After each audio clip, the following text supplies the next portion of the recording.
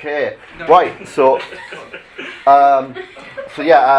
I put this talk together last night, and I know it runs a little long, so I'm going to do a horrible thing, which is I've got some quotes on the slides, and I won't read them out, I'll just paraphrase them. Anyway, so thank you for having me to speak here. This is a topic that's actually quite close to my heart. So, what's in a game? Games are more culturally important than they've ever been. For example, just in terms of revenue, the video game industry now, I think it's more than both music and movies combined.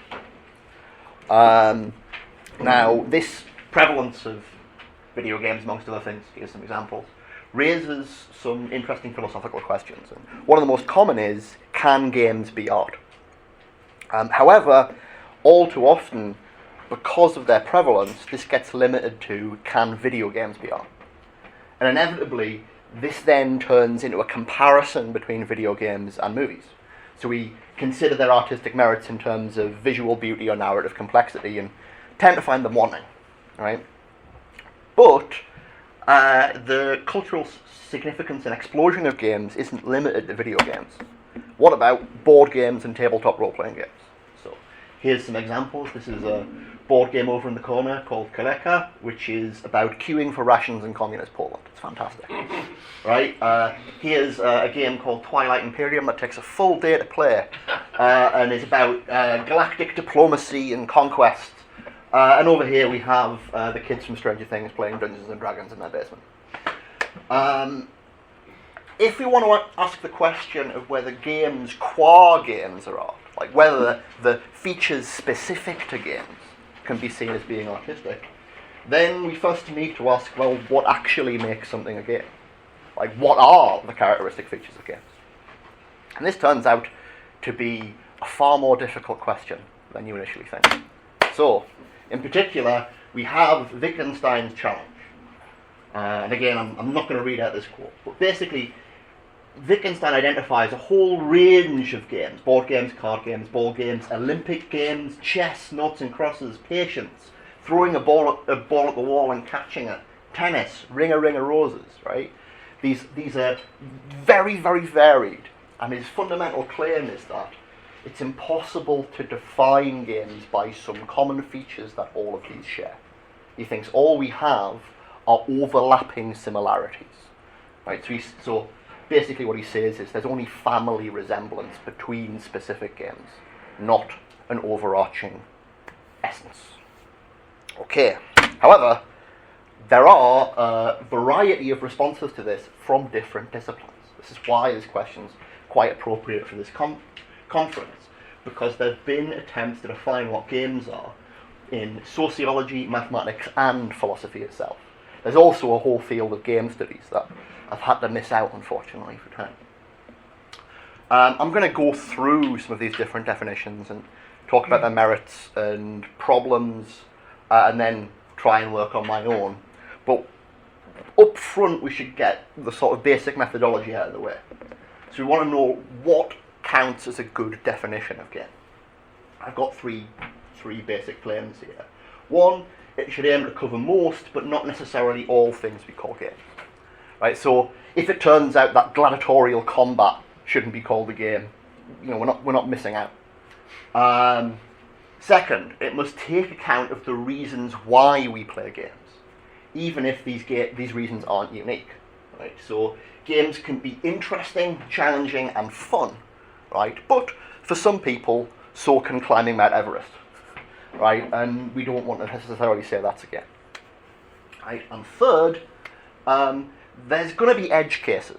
There's going to be practices where it's not clear if they are or aren't a game, right? And we don't need to decide all of these edge cases. What a theory needs to do is to be able to explain why they're edge cases, right? And crucially, the edges that we might want to keep our eyes open for are the distinction and overlap between games and play, sport, and hobbies, right? And I use play here in particular because although we say we play games, play is actually a broader concept and has a longer philosophical history, interestingly enough, but I'll leave that off to one side. Okay, right. What's our first theory then? Let's look at sociology and what generally gets called the magic circle theory. And there are two major figures here. There's a guy called Johann Huizinga who wrote this book Homo Ludens, and then a French sociologist, Roger Caillois, who built on his work later. And the key idea in Huizinga is that what play involves is this magic circle, this temporary world within the ordinary world. Right? He defines this in terms of it requires freedom of action, independence from the rest of life, governance by some fixed rules, and delimitation in space and time. Right? So the magic circle actually has to be drawn in space and time. Right? The problem with this theory, well, on the one hand, it includes things that we don't necessarily think are games, like ritual and legal debate. Right? On the other hand, it excludes cooperative games. Right? And on the other hand, gambling. And the reason for these problems is essentially that what Huizinga provides is not really a theory of games, it's a theory of play. Homo Ludens is titled this because he thought the play drive defined humans. And in fact, play, this kind of need to develop these closed-off, rule-governed spaces, is the root of all cultural practices. Right? But as such, he can't really distinguish between games and other practices. So, Caillois tries to take Huizinga's ideas and turn them into a proper definition. And here are the changes he makes. He says, we don't just need freedom of action, we need uncertainty of outcome. Right? Rituals out. Right? Independence from ordinary life is really about unproductivity in consequence. So, gambling's fine, there are consequences to gambling, but you're not making anything. You're not contributing anything to the wider world. Right? Also, he thinks that really games are defined by rules, and rules can be specified by rules, but they can also be simply acquired by imitation. So when kids play sword fight, right, the sticks are swords. There's not rules governing how you use them, but they take on a certain representational role. And then finally, he distinguishes 4 different styles of play that constitute the various different kinds of game. Roughly, competitive games, chance, imitation, and ilinx, which is loosely translated as vertigo or dizziness. Right? Okay. What are the problems with this? Well, let's look at inclusion and exclusion. On the one hand, it ends up including dance and lotteries. Dance, because dance is just this like free, purposeless movement, like Ring a Ring a Rosies. And lotteries, because lotteries are just pure chance, right, in which you simply make the choice to enter. On the other hand, it excludes things like composition games, or the sort of things that the Dadaists were interested in, exquisite corpses, or collectively writing stories using certain specific rules. On the other hand, it excludes alternate reality games. So a good example of this is Pokemon Go. Right? You can play Pokemon Go anywhere and any time, and you're playing it in the space and time you're in. Right? It's overlaid on the regular world. But the real problem, I think, with Caillois' approach is sort of twofold. And this really comes from the sort of philosophical history of the concept of play.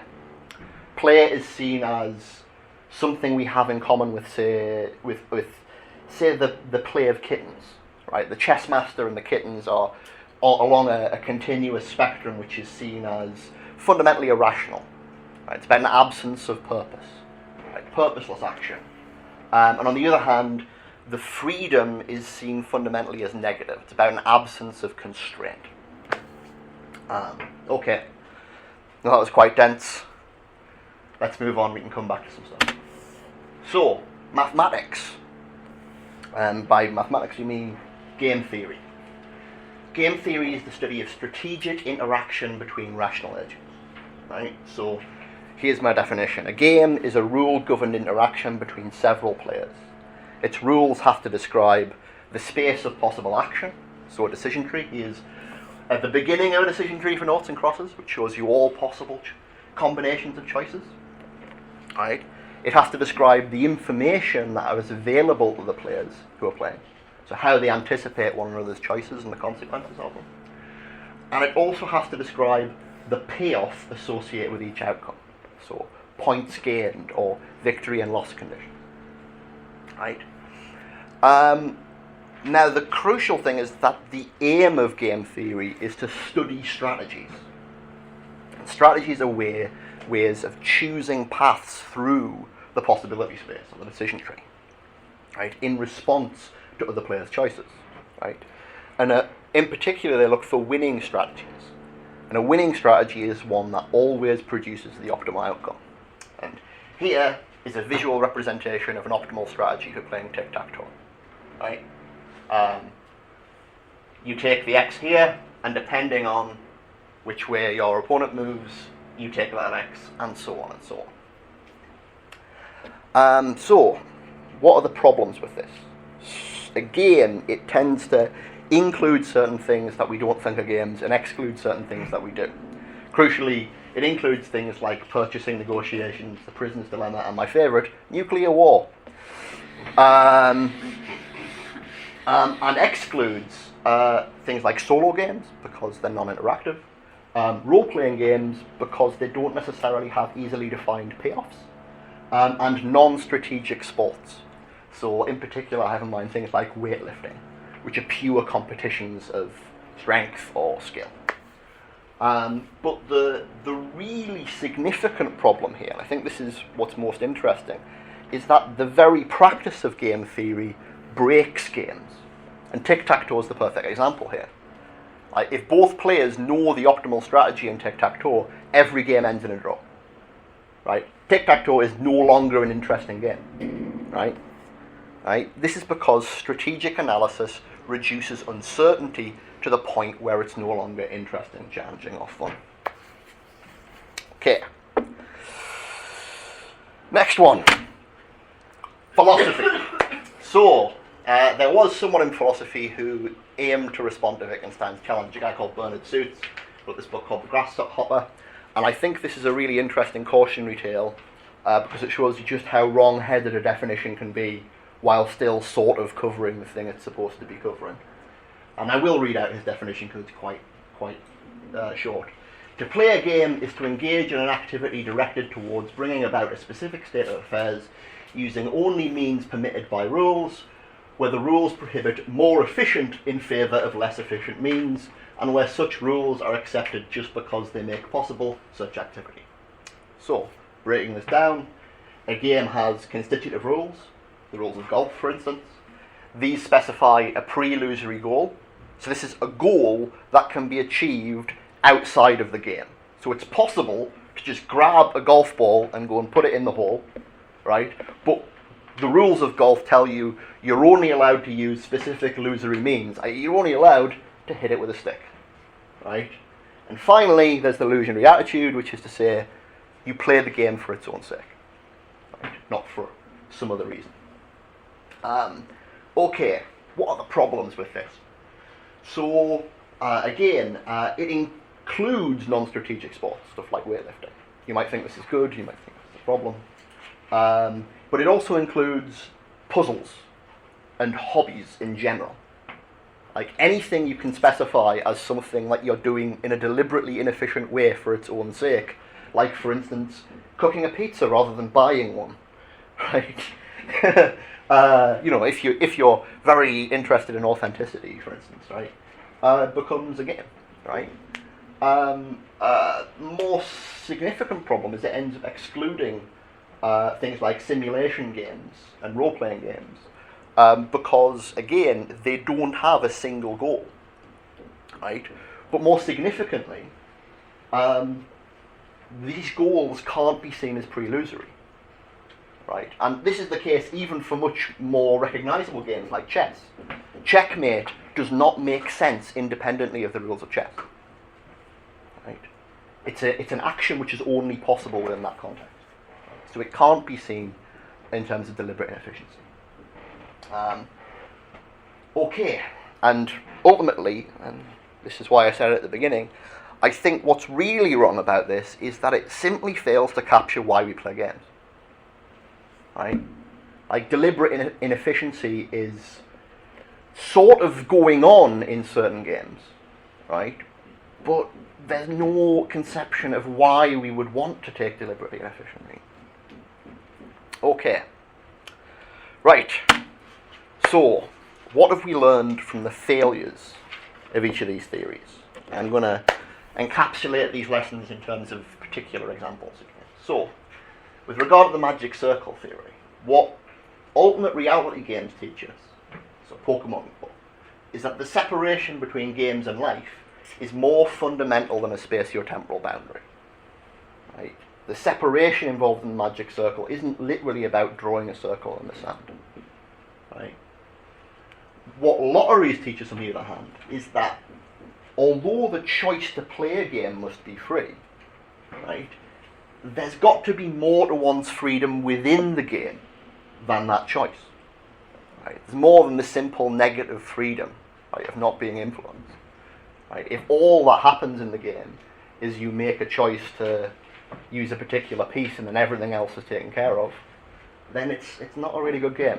Snakes and Ladders, for instance, is a good example of a bad game on most terms. Okay, what do we learn from game theory? From tic-tac-toe, we learn that uncertainty is essential. You can't get around it. Right? Solved games aren't games anymore. And what do we learn from role-playing games? Well, I think what we learn from role-playing games is that there's more to rationality than strategy. Like, game theory genuinely is studying something about human rationality, but it's not studying all of it. And what I mean by that is, in role-playing games, one doesn't simply reason instrumentally about already decided ends. One can also decide to change one's goals and develop new goals. Right? There's reasoning about ends, not just about means. Okay. Finally, what have we learned from suits theory? So, when it comes to simulation games, so like SimCity, for instance, Minecraft, what we learn is that rules can be constructive as well as restrictive. This is about positive freedom, right? We're not simply limiting actions we can already perform. We're actually constituting new actions that would be impossible without a game. Right?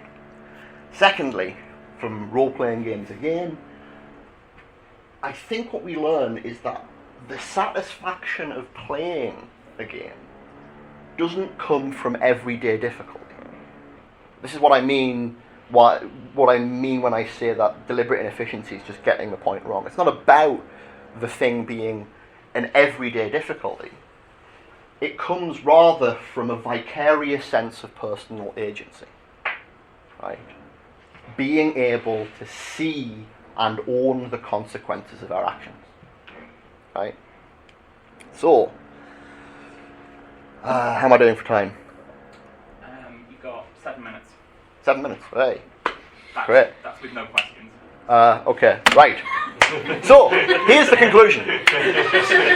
And maybe I can elaborate in questions more. So, here's my attempt to synthesize all these lessons, right? So, gameplay as what I'd call encapsulated agency, right?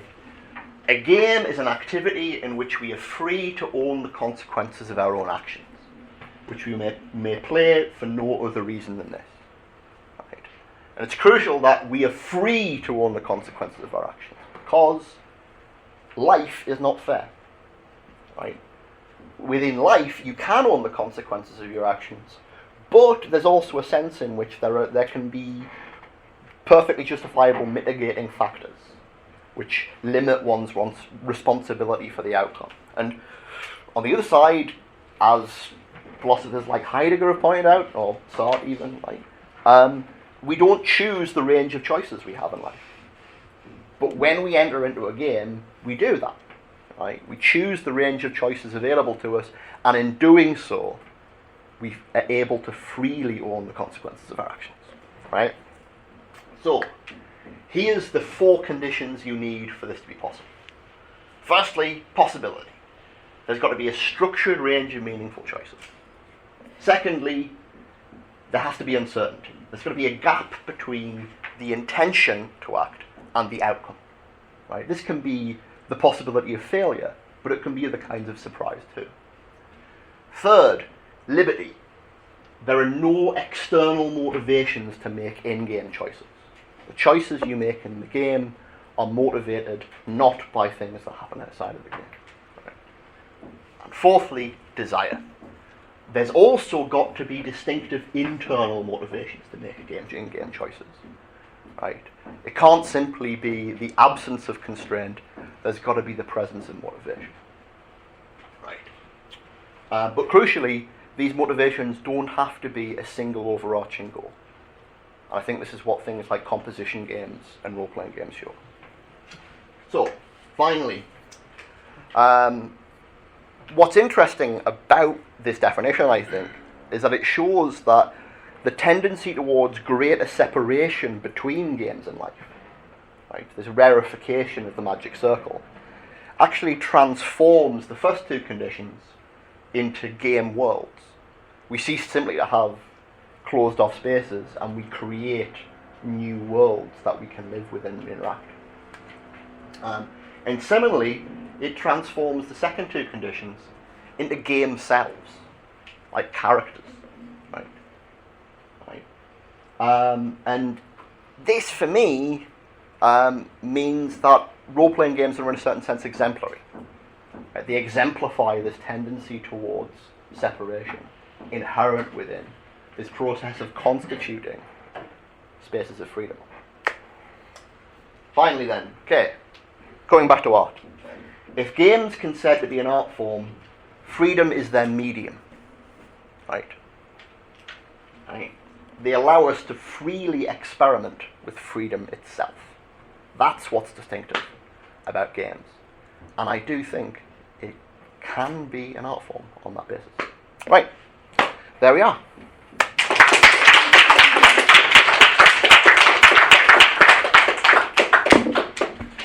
Thank you very much, Pete. I forgot to give you an introduction at the beginning, so I should just say Dr. Pete Wolfendale, Newcastle University. Has anyone got any questions they'd like to ask? Can we have student questions first if we've got any? Yes. So, it seems like with your conclusion, you're defining a set basis for what would be a game. So, if you've got games such as tic-tac-toe, which don't can actually go to the level which can be considered a game, how do you define the level where it's got enough of complexity of meaningful choices to be something that could be decided to be a game? Again, this is sort of about edge cases. Like, I recognise there's a certain amount of vagueness here. Like, I can't tell you the exact boundary of the level of uncertainty that is required. But what I can tell you is the kinds of reasons that you're looking for why you might find something on one side or the other. Right? And crucially, the purpose of uncertainty, right, is to create this distinction between intending to act and the consequences, allowing for there to be some kind of surprise, right? But a surprise that we can then own as our own, right? So like an interesting edge case here is something like a choose your own adventure book, right? Which actually don't necessarily involve a hell of a lot of uncertainty, but they do a very good job of enabling you to own the consequences. Like, the endings don't have to be ranked as the best or the worst. What's important is that when you get to a particular ending, it's your ending. Right? This is the story I've told. Right? Does that help? Hannes? Yeah, I'm just curious if, freedom is sort of the medium that we should explore this art form from. If games that explicitly limit it for a purpose are then sort of the highest form of that art. So I was thinking of like Depression Quest or even legacy board games, where like in a legacy board game on a repeat play, it can be unwinnable for one of the players around the table, but you're still there rolling the dice, sort of trying to have an influence kind of thing. Yeah, I think it's entirely possible to make such claims. I mean, one of the sort of reasons I've articulated this in the way in which I have is that I think that there's something to be said about freedom through constraint, the way in which constraints actually create and make freedom sort of determinate. So yeah, absolutely. On the liberty condition, I'm not sure what I really understand what you mean by external motivation. Because assuming I play with my crush and I want to impress this crush and let him or her win, do I stop playing then? Or just make a certain choice because I want this person to Well, win? I think fundamentally you're undermining the character of the game as a game. Again, I don't want to say like categorically that's the point at which the game stops being a game, but I think there is a sense in which the game is defective then, right? There are other examples which almost look similar but which aren't. So I didn't write this up here, but I think there's a difference between external motivations, internal motivations, and what you might call intrinsic motivations. So there are motivations for playing the game in a certain way which don't necessarily count as motivations within the game. So, for instance, you do a replay of a computer role-playing game and you decide, right, this time I'm going to be evil, right, because that's one of the options available to you. Right, that's a choice you've made in entering into the game, right? But which determines your motivations in the game, right? But it's intrinsic rather than external to the game, right? You're not deciding to be evil to impress someone or whatever. Does that help? So we've got time for a couple more questions. I'll throw it open generally now. Sinead? So I kind of wanted to resist asking this question and to take your paper, which attempts to define what a game is, kind of on its own terms, but yet the difficulty that you have in defining what a game is makes me think that actually my question is very appropriate to your project, because it strikes me that you miss the cultural context in which games, what appear to us to be games across history, but of course they're not. They are different kinds of phenomena depending on the context in which they emerge. And it seems to me that your account is premised upon a kind of industrial society construct, which may actually be impossible to achieve, called game, which is precisely not purposeful activity, precisely not productive activity, precisely somewhat looser in terms of the relation between intention and outcome, and arguably offered to a populace as a paltry consolation for the fact that almost all of their lives are oriented towards ends and so on, and bound by means that they are very restrictive. And then, given that, I wonder how you would feel about contemporary post-industrial modes of game scenario, which, for example, someone like Paolo Verno would describe a lot of post-industrial work as a kind of game, and a performance of virtuosity, a role-playing, not ends-oriented, not productive in the industrial sense. And on the other hand, much of what we might identify as gaming, not work, is in fact at work. People live whole lives playing characters in order to sell them to people who don't have time to reach that level. And there's now new technology, TikTok, which will read your iris response to certain icons in a game and market to you relative to that, and so on. So the whole issue seems so muddied and so bound up with, in particular now, with work and the management of populations and so on, that I wonder whether you actually can get away now with your project of somehow trying to define a game in thin air, in a sense. I don't think this is in thin air. And crucially, there is a lot of additional cultural context here. And like I said, one of the strands that I brought in here was sociology. I just haven't shown you all of the cultural history that is also going on here, right? And crucially, what I'd say is, I agree with the significance of the concept of game and the way in which you're putting it forward. I think there can be accounts made of how, for instance, work is being gamified, and for instance, the ways in which games become forms of escapism that are bound up with, let's say, a board spectacle, right? However, what I would maintain is that what you describe as providing a definition in thin air is actually providing the resources to do what you're talking about. So this is one of the interesting things about the concept of game, and Mary Midgley wrote a really good paper on this called The Game Game, is that it's a favourite concept of philosophers. We like using it, right, in order to elucidate other things, right? But in order to do that, often we have to actually deliberately not define what we're doing with it. Whereas I think in order to provide the additional social stories you want to tell, what you really need to get down is precisely what this separation between game and life is, and so how it can be deployed and how it can be warped. Does that make sense? Yes, I suppose I wonder how, I suppose my question is about, just at your conclusion about freedom. I mean, if game is work is gamified and games are now work, where does your claims about freely experimenting with freedom, how can they be justified? Again, not all games are great. Not all games do this very well.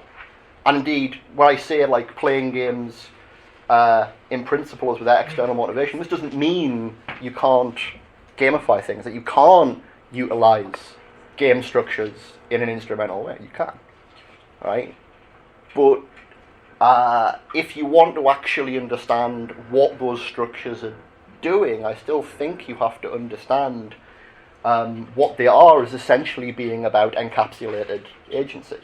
If you want to understand games as being about escapism, for instance, my account is absolutely fantastic because it shows you how basically what you're getting is vicarious agency in the absence of actual agency, right? But I don't want to limit the account of games to that. I don't want to say, oh well, all you get from games is vicarious agency and that's bad, because I think actually, no, games can genuinely be about developing authentic freedom. They could be emancipatory as well as being oppressive, right? But in order to be able to see both of those possibilities, you've got to have an account that's fundamentally neural. Right, well, thank you, Pete. If anyone's got any further questions, we'll be able to ask them. We've got plenty of breaks today, so you'll be able to catch Pete there. So thank you very much.